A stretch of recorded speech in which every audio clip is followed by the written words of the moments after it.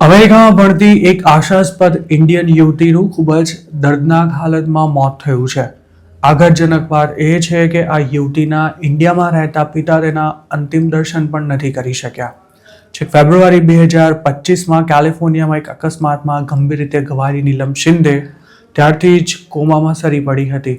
તેને બચાવવા માટે ડોક્ટર્સે દિવસ રાત મહેનત કરી હતી, પણ મગજમાં થયેલી ઈજા ઘણી જ ગંભીર હોવાથી નીલમ ક્યારેય કોમામાંથી બહાર નહોતી આવી શકી અને આખરે માર્ચ 28ના રોજ તેણે અમેરિકામાં હોસ્પિટલના બિછાને જ અંતિમ શ્વાસ લીધા હતા.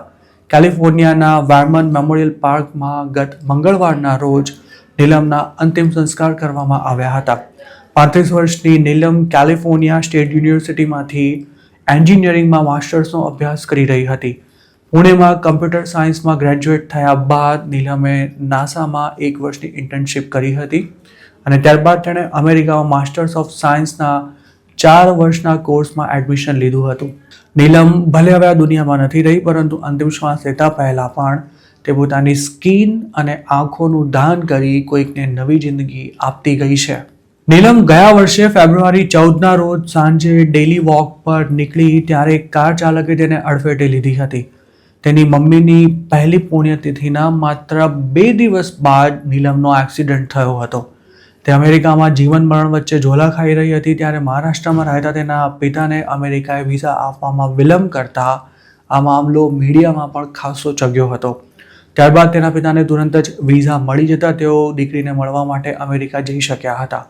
નીલમ શિંદેની સેક્રામેન્ટોના યુસી ડેવિસ મેડિકલ સેન્ટરમાં ટ્રીટમેન્ટ ચાલી રહી હતી. નીલમના પિતા તાનાજીને 2 મહિના માટે યુએસમાં એન્ટ્રી આપવામાં આવી હોવાથી તેઓ કેલિફોર્નિયામાં રહેતા એક સંબંધીને પોતાની દીકરીની જવાબદારી સોંપી ઇન્ડિયા પાછા આવી ગયા હતા. નીલમ ઘણા લાંબા સમયથી વેન્ટિલેટર પર હતી અને તેના બચવાની કોઈ જ શક્યતા ન હોવાથી વેન્ટિલેટર હટાવતા જ તેના શ્વાસ થંભી જાય તેમ હતા. જોકે તેનું મોત થયું તે વખતે તેના પિતા અમેરિકામાં હાજર નહોતા રહી શક્યા. નીલમની માતાનું પણ 2024માં મોત થયું હતું. પત્ની બાદ દીકરી પણ ગુમાવનારા નીલમના પિતા હવે આ દુનિયામાં એકલા પડી ગયા છે. નીલમની જ્યાં સારવાર ચાલી રહી હતી તે હોસ્પિટલે માર્ચ 28ના રોજ તેનું અવસાન થયું હોવાની જાણ કરી હતી, પણ ઈરાન વોર અને હેલ્થ ઇશ્યુઝને કારણે નીલમના પિતા તેના અંતિમ દર્શન કરવા માટે અમેરિકા નહોતા પહોંચી શક્યા. નીલમના મામાએ અમારા સાથે એકવાર ટાઈમ્સ ઓફ ઇન્ડિયા સાથે વાત કરતા જણાવ્યું હતું કે હોસ્પિટલે નીલમના અંગોના દાન કરવા વિશે વાત કરી હતી અને તેના પિતાએ ત્યારે 1 સેકન્ડનો પણ વિચાર કર્યા વિના તુરંત જ તેના માટે હા પાડી દીધી હતી. ત્યારબાદ મંગળવારે બપોરે 1 વાગે નીલમના અંતિમ સંસ્કાર કરાયા હતા. જે કાર ચાલકે નીલમને ટક્કર મારી હતી તેની અકસ્માત થયાના અમુક દિવસોમાં ધરપકડ કરી લેવાઈ હતી, પરંતુ તેને થોડા જ સમયમાં રિલીઝ પણ કરી દેવાયો હતો. આ ઘટનાને 1 વર્ષથી પણ વધુનો સમય થઈ ચૂક્યો છે ત્યારે અકસ્માત કરનારાને કોર્ટ દ્વારા હજુ સુધી લગભગ કોઈ સજા નથી સંભળાવાઈ. મહારાષ્ટ્રના સતારા ડિસ્ટ્રિક્ટની રહેવાસી નીલમ શિંદે એક ખૂબ જ સામાન્ય પરિવારની દીકરી હતી. જોકે તેનો એકેડમિક રેકોર્ડ કોઈને પણ આંજી દે તેવો બ્રિલિયન્ટ હતો.